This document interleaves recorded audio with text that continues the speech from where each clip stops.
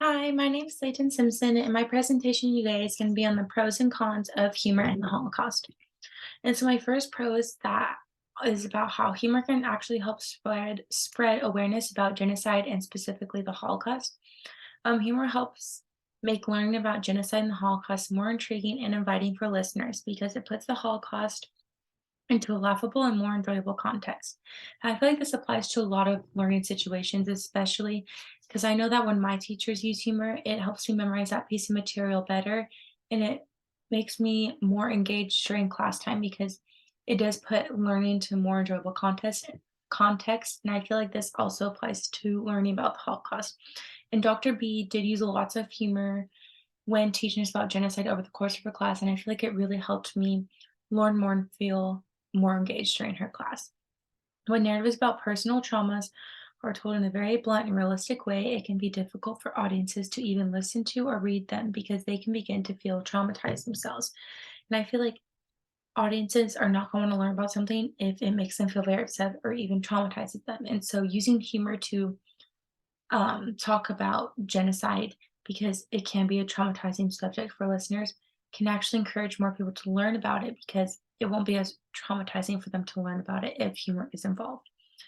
In the books Moss 1 and Moss 2, Art Spiegelman uses animals in the comic to represent different characters as he tells the story of how it is to be a child of parents who were Holocaust survivors. The use of animals as characters helps make the reading less traumatizing for the audience, even though the story is based on real traumatic events. And I feel like not as many people would know about his story as a child of Holocaust survivors if he didn't choose the more comedic route and as a comic strip because less people are interested in it if humor is not involved because it is a heavy subject and like I already stated, it's hard for people to read a lot about these things because it can be hard for them to stomach it because it can begin to traumatize them. And so I think using humor to tell a story really helped his experience reach so many more people than it would have if he didn't. People who have experienced genocide can use humor to help share their experience with others because telling the raw, gruesome details can be very difficult for them. And I think, like, if you're a victim of genocide and using humor is the only way that you're able to share your story with others, and I think that is completely okay, and it should be accepted because it is very vulnerable and personal, and I feel like you will also reach a larger audience if you use humor to tell your story to others. My second pro is how some victims used humor as a tool to survive genocide. Aaron Kerner explains that laughter is what makes us embodied to be human, and trying to rob the victims of the Holocaust of this does them a great disservice. Even its most cross forms, jokes, and laughter offers an inkling of human dignity in an inhumane situation. And I think what he's getting at here is that humor is one of the only things that the Nazis couldn't take away from their victims. How victims used humor as an outlet and distraction from their horrific conditions. Laughter was one of the only human qualities that they had left. It helped them make them feel more humane in an inhumane situation. Because basically all of their human qualities were taken away from them. But this is one that they were able to keep for themselves and have control over. And I think what he's also trying to explain is that taking away humor from the Holocaust can be seen as taking away a form of these victims' expression or taking away these victims' voice. And it can also be seen as taking away these victims' part of their humanity because you're denying that laughter was even a part of their lives, when in reality, laughter was part of many of these victims' lives. Because this is one of the only things that the Nazis couldn't take away from them. Yes, Nazis may have put them in a more negative mindset, but you can still control your mindset even though others are trying to put you down. And laughter and humor helped these victims keep a more positive mindset because it was something that they had control over. A survivor of the Buchenwald concentration camp explained that making people laugh during the Holocaust saved his life. Humor helped some people cope. It served as a form of protest and a way to maintain dignity in the most undignified of circumstances. Excuse me. And the survivor states that humor served as a form of protest, which I think means that even though the Nazis were doing horrific things to him and all the other victims, they could still choose to put on the best attitude and mindset they could, and laughter and humor do help put people in a more positive mindset. And using humor to help these victims have a more positive mindset in the midst of all this war can kind of be seen as a slap in the face towards the Nazis because the Nazis wanted to put these victims in so much pain by torturing them and making them feel helpless. but if these victims used humor as a tool to stay positive, it was like telling the Nazis, "Nice try, but you're not gonna take away one of these one of the last human qualities that I have." And so I think it's really cool how humor played a major role in some of these victims' lives. A con is that humor can de-emphasize the evil of the Holocaust. Aaron Kerner explained how the great dictator loses all satirical force and becomes obscene when a Jewish girl can bash a line of stormtroopers on the head with a pan without being torn to pieces.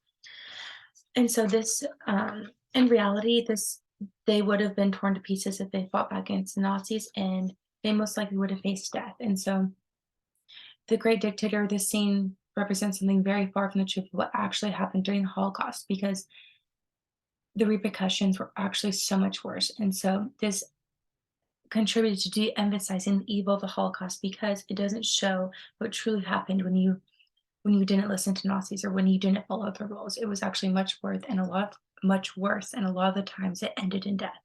And so this is a major con, because the Holocaust needs to be known, how horrific the Holocaust, excuse me, the horrors of the Holocaust need to be known so that it doesn't happen again, and de-emphasizing the evil of it is doing just the opposite of this.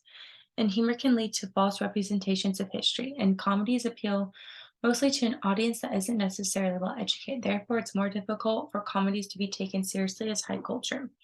And if the audience doesn't know much about the Holocaust and they watch a comedic film where the history of the Holocaust is changed, and they believe that this false history of the Holocaust, this this whatchamacall sorry, excuse me, this is not good, because the Holocaust and its horrors need to be known, like I stated, so that it doesn't happen again.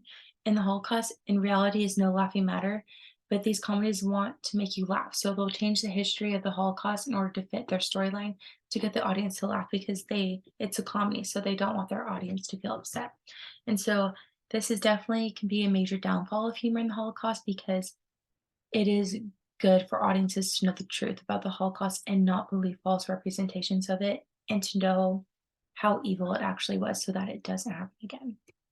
My second con is how humor humanizes Hitler, which can be a bad thing, because humor can de emphasize Hitler's evil by making him seem more like a human being instead of the epitome of evil. And like Gavril Rosenfeld discussed, how films that use comedy to address the Holocaust have adopted a less judgmental stance and depicted Hitler as a human being who can be understood in conventional historical terms. And he explained how this could contribute to the normalization of the Nazi past, because humanizing Hitler can de emphasize his evil. If people view Hitler as a normal person, it can make what he did seem less evil, because people begin to judge him less and be more understanding of his actions, and may try to come up with explanations for his actions. Some say during my research that I did before for this presentation that they pinned his actions on his meth use, or that he had a mental illness, but this is just making excuses for his actions, which should not be done, because his actions are unexcusable, and Hitler should be seen as an evil being, or the epitome of evil, because once you start humanizing him, you start to come up with these explanations and excuses for his actions, which makes his actions come off as less evil. And the film Inglourious Bastards humanizes Hitler, because the Americans were able to kill him, which makes Hitler come off as more of a normal person rather than someone who seemed to be untouchable and more like an evil being. In reality, the Americans did not kill Hitler. Hitler killed himself. And so if the audience does not know this about the Holocaust and they watch this film, they will begin to believe this false representation that the Americans did kill Hitler.